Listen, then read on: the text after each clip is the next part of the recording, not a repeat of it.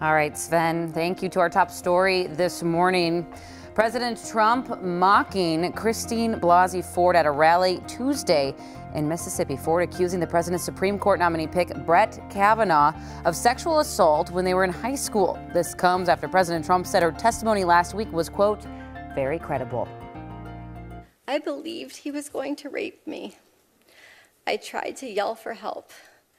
When I did, Brett put his hand over my mouth to stop me from yelling. It's been nearly a week since Dr. Christine Blasey Ford's emotional testimony to the Senate Judiciary Committee, sharing with the world what she remembers from the night she was allegedly sexually assaulted by Brett Kavanaugh in high school. It was hard for me to breathe, and I thought that Brett was accidentally going to kill me. Kavanaugh denying the allegations. I've never sexually assaulted anyone, not in high school, not in college, not ever. And despite saying Blasey Ford's testimony seemed credible, President Trump now backpedaling, mocking Blasey Ford's testimony at a campaign rally Tuesday. How did you get home? I don't remember. How'd you get there? I don't remember. Where is the place? I don't remember. How many years ago was it? I don't know.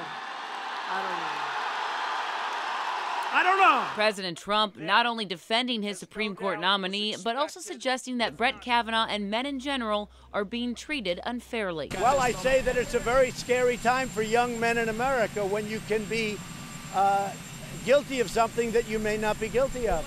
You could be somebody that was perfect your entire life, and somebody could accuse you of something. But in this realm, you are truly guilty until proven innocent. And the Senate, of course, delaying a final vote on Kavanaugh's confirmation while the FBI is doing an investigation on multiple allegations of sexual misconduct against him. Well,